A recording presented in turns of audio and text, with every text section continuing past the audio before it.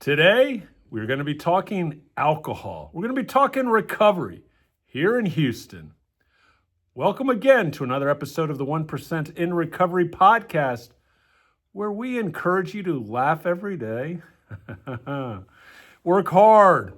Work hard in recovery. Work hard in your relationships. Work hard in your business, job, school.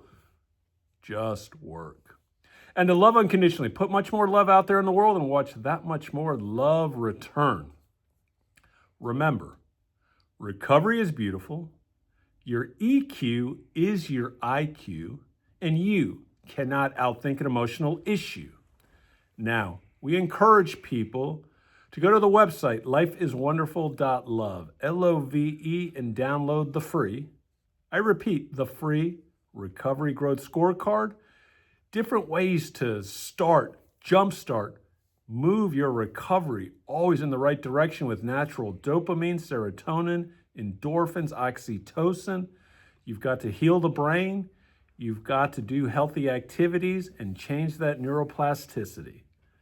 Today, we are going to welcome Michael, 34 years without drinking. How are you feeling, Michael?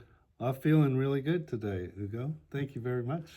Excellent. Michael will be off camera, just in case you are just wondering, but you will hear his voice. You will hear his experience. Michael, tell the audience something you love. Well, these days, Hugo, I'm really loving painting with watercolors. My daughter gave me for Father's Day, and she's a superb artist. She gave me a set of Winsor Newton watercolors, and I have been trying to pick up an old hobby from way back in time. If you want to learn the meaning of powerlessness, try painting with watercolors, Hugo. Now, do you have a specific, interest? I mean, like landscapes, like objects, like either fruit or, when you go to a lot of museums, you see a lot of different paintings and different mediums. Do you focus on something? What I've been focusing on really since Father's Day is first I did a few architectural type paintings, and then lately landscapes. And what I find most challenging is water. Water is incredibly hard to paint. And, so that's the challenge, is to try to become more proficient at painting water. That's what I'm working on right now. I love that. Always challenge yourself. Look, I got 28 years. Michael's got 34 years. And the one thing I always try to tell people, each year of recovery, you've got to challenge yourself in some form or fashion. That is what just keeps the juices flowing. But let's jump into question number one. Michael, it's been 34 years since your last drink. You've been in recovery. You've also are in the oil industry, and you've lived abroad. You've had to deal keeping your recovery going, not only stateside, but in other countries, dealing with other people. Oil industry is notoriously known, like a lot of industries. I mean, they always say, well, oil industry is a lot of heavy drinkers. Well, I mean, I have yet to meet an alcoholic in recovery that doesn't tell me that their industry isn't part of the heavy drinking industry or their culture. But tell us how these 34 years have been in terms of just recovery, other steps, or other countries. How has it been? So, Hugo, my sobriety date is November 16, 1991. And I started my recovery here in Houston, Texas. And I have to tell you, I've spent a lot of time, hours and hours and hours in meetings all over town, but especially at Holy Name Passionist Retreat Center for the meetings and the retreats. But my first meeting was at the Spring Branch Club. Mm-hmm. And they had a sign on the podium there, which is the thing I remember best from that first meeting. It says, "Expect a miracle." And I thought, that's what it's going to take. I'm not going to get out of this bottle unless there's a miracle. And then I saw all the God things in the steps on the wall. And I was deeply concerned because I really didn't have a good relationship with God at that time. So anyway, I became like an AA monk for that first year. And yes, the oil industry is a heavy drinking industry. Certainly my circle was. And I had to just withdraw from spending time with them. But I can tell you, when I first moved to Houston, the very first lunch I had with my very first supervisor was at a restaurant where he ordered a mixed drink and I ordered a mixed drink, and I was off to the races until, many years later. I was drinking in the industry as an employee for more than 14 years regularly, and it was really hard to escape that and give myself time to recover. I didn't go to treatment, but I was able to, with meetings and staying very close to other alcoholics. I did some therapy, which helped tremendously, actually. But in the end, it was the steps. It was working the steps. Right. It wasn't until really I completed the fifth step that I was able to connect with what it was that I was pouring the alcohol all over. Mm. And that was such a relief. Right. I didn't expect that out of the steps. I didn't expect to understand why or what I'm drinking about. The mystery of the steps. The mystery. And so much was revealed. My biggest concern about tackling the steps, as I mentioned, was faith. And I met with, I went to a meeting and our priest from our church walked in, and I thought, oh boy. Well, then he announced himself and introduced himself as an alcoholic, and I thought, what a relief. So I asked him, about this God of my understanding that I didn't understand, and faith, and how am I going to do this? And he asked me, he said, do you know how big is a mustard seed? So that finally gave me permission to quit trying to figure it out and just move forward. The faith journey has been, I would say, the biggest, the most remarkable gift of the steps to me. I realized I needed every drink I ever took to get the faith that I have now, and it's all a gift from the program. I'm convinced I wouldn't have it if I hadn't gone through the program of the 12 steps of Alcoholics Anonymous. As far as the industry and the drinking in the industry, I learned that I can go to these events or meetings or be around other people outside of the workplace where they are drinking, and people don't really care what's in my cup, Right. So Absolutely. Put a lime and some tonic water in their club soda. Where they don't care. You can't even tell if there's a Coke or orange juice. You can't tell what else is in there. Dr. Pepper doesn't have to have, the Coke doesn't have to have Jack Daniels in it. So it doesn't. So when people ask me, and I have had pressure from people to come on, this is a wonderful wine. You really must have a glass of this. I said, no. Oh, well, you don't drink. No, I don't drink. Well, did you ever? Did I ever? I always wonder why people are so interested on why aren't you drinking? Yes. Because people don't say that. Why aren't you eating more steak, or why aren't you eating more fish?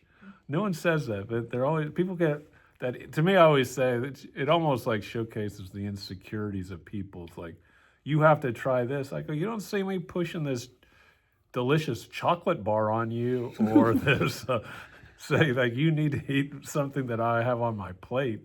I want to enjoy my food. Well, if I had an allergy to peanuts, I would sure stay away from them, And so the thing that was challenging, like you mentioned, is I traveled a lot. I traveled a lot in early sobriety. Spent a lot of time on airplanes, on international work. And of course, alcohol is served, it's flowing on airplanes. It required mindfulness and a lot of prayer on my part to stay disciplined about the program that I'm in and stay in touch before flying, after flying, with people in the program, check in with the brothers.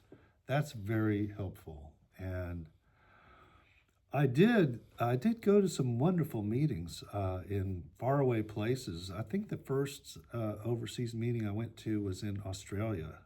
And they're pretty hardcore over there. And They're big drinkers too. they're big drinkers too. One of the things I did about probably 3 years into the program, into sobriety, three and a half, somewhere in there, I went down to Argentina for a client to buy a company, work on an acquisition.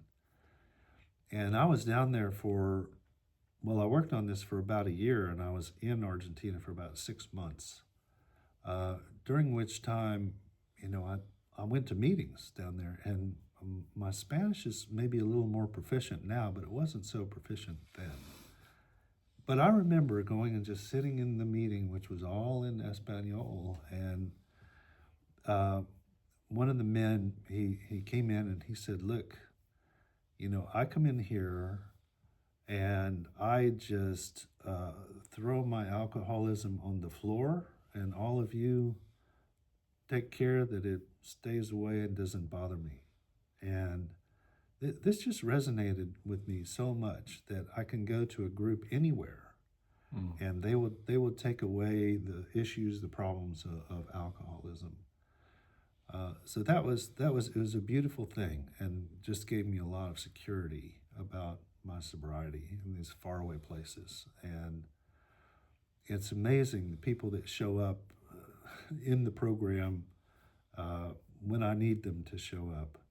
I did live in Egypt for a few years, and I went to some meetings in Cairo. Even in Cairo, they have, believe it or not, there's plenty of alcoholics in Cairo, and there is AA in Garden City. I went there often, and there were just so many gifts like that showed up. I moved away. I moved to West Texas for about almost 2 years. We moved away from Houston to Midland, and I checked in with AA there, and it was I would just say it's really important to anyone who is in the program and either has to travel or relocate or be in any place for an extended period of time. Check in. Correct. With the brotherhood, and with the people in AA. We always take care of each other. Tell me something. So do you feel like it's changed? Let's say in the oil industry, it's less of a stigma if someone says that, they're either alcoholic and work in a program, or people still feel that there's going to be some type of backlash? When I started in the industry, there was, I feel like there was much more of a stigma attached to being an alcoholic. It's still very poorly understood, but even more poorly understood then. Also, I believe that alcohol use was much more pervasive, right? Like at lunchtime or after work scenarios in those days, and nowadays it's really not. At least here in Houston, it's really not socially acceptable to be seen to be drinking at lunchtime and then go back and work. Right, try to work. Which was not the case back in the salad days. My dad used to tell me lots of stories in the 70s. Yeah. Yeah, and of course, I lived overseas in the 80s before coming to AA, and spent a lot of time in London. I lived in London for years and years and years, and it was culturally normal. Correct. To be drinking all the time there, which didn't help my alcoholism anyway. Accelerated it, I think. But I feel fortunate to have gotten here when I did, because it was really not good. All right. Well, let's jump into question 2. What do you think is more important? The steps, the fellowship, both? How do you view each of those very important parts of the program? Well, that's a really it's a really tough question, and they're both very important. Correct. But what I where I would start is the first word in the first step is we. So therefore, that's the fellowship. Correct. In the first word of the first step. However, I never would have gotten it without the steps. I never would have sobered up. Or stayed sober. Or stayed sober. And you know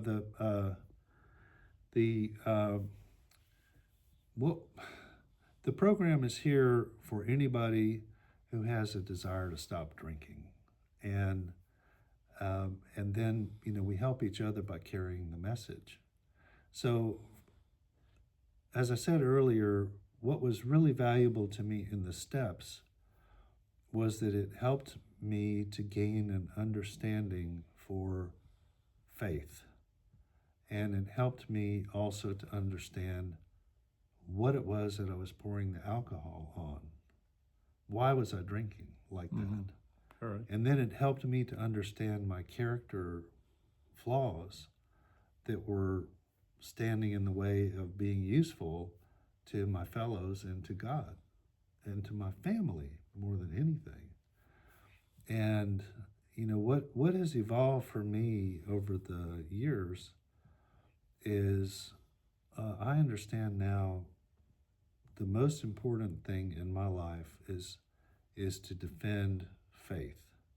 Defend faith, and then everything else will be fine. And to help the people who are poor in spirit or sick.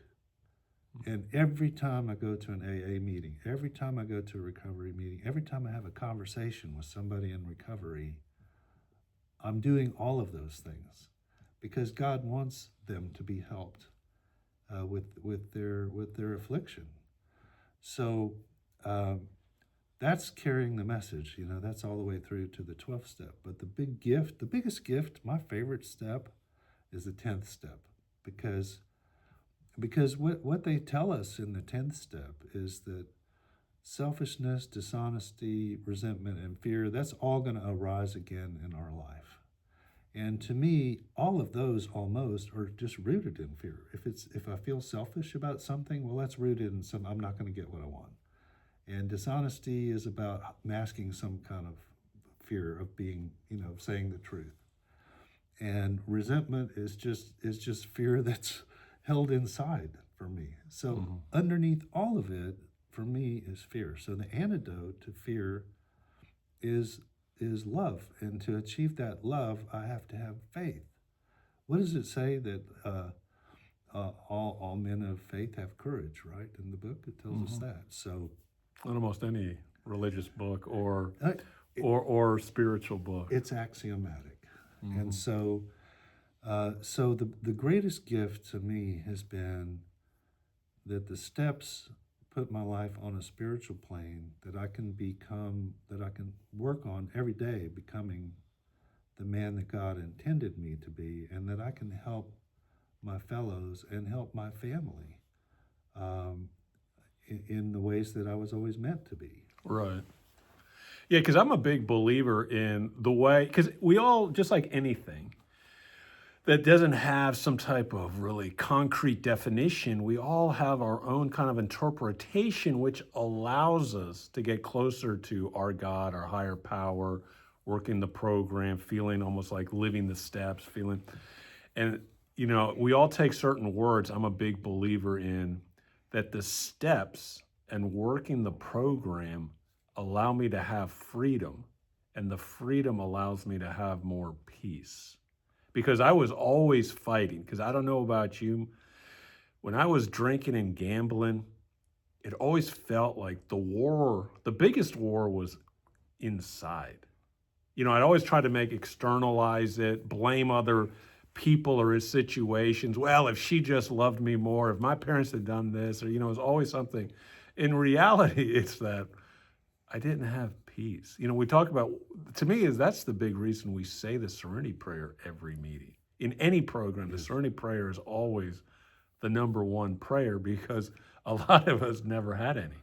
What there are a few segments there in the big book that I really identified with strongly. And one of them, in the last chapter, the second page, when it starts talking about the visiting of the four horsemen, terror, frustration, bewilderment, and despair. That's the way it was for me. I mean, I totally understand that. And I'm astonished that the 12-step program would take me to a place where I could develop such a wonderful relationship with God, such a wonderful faith, which has really transformed it's the most precious thing in my life next to my family. And it just, to me, I never want to go back where I was. It was awful. It was a terrible thing to be trapped in the bottle. All right. But now that, with the program and with the spiritual development that came with working the steps, I'm able to do a lot of other things now and build on that faith in ways and using tools that are not just what's in the program, but I use a lot of tools outside of the program and and have just a much more enriched life. All right. Rich, full. But that leads us to question 3. You're a big believer in having a sponsor, being a grand sponsor. After 34 years, you're all over this. But you're intertwined with people at different stages of their recovery. What is one thing or a couple things that you like to tell newcomers, either when they come into that first meeting, or let's say they're in for a few months and they're really struggling? What do you like to tell those newcomers? I do. It is a real gift to be able to see somebody new coming in to a meeting, and it's also a real gift to be able to work with people either as being sponsored, and I have a wonderful sponsor, or to sponsor others, and I do sponsor others, and I view a sponsor really as a guide to guide someone through the steps. When a newcomer comes in, and I know how bewildered I was in that first meeting, but I like to tell them 2 things, one of which is influenced by what I remember from that very first meeting that I talked about. The first thing I like to tell them is, you don't have to drink anymore if you don't want to. And the second thing I like to tell them is, expect a miracle, because the miracles happen. They do. The big gift to me has been to be able to see the miracles. Now, I couldn't see them then, when I first showed up, like I can see them now. I see they're everywhere all the time, that's a grace. That's one of the graces of sobriety for me, is to be able to see God's work in my life and other people's lives. And when a newcomer is coming in and they're in the bewilderment of how do I get out of this addiction, I want to give them a message of hope. Excellent. So as you can see, Michael, do you feel you're a miracle? I have experienced several miracles. Excellent. I feel like I'm a miracle. And what we want to share with you on this episode is that you too are a miracle, and you can become a miracle and not go back to any addiction and just live in recovery, live in your faith, and just have that life that I feel is so wonderful, and that you can feel fulfilled and content. With that, we are going to conclude this episode of the 1% in Recovery.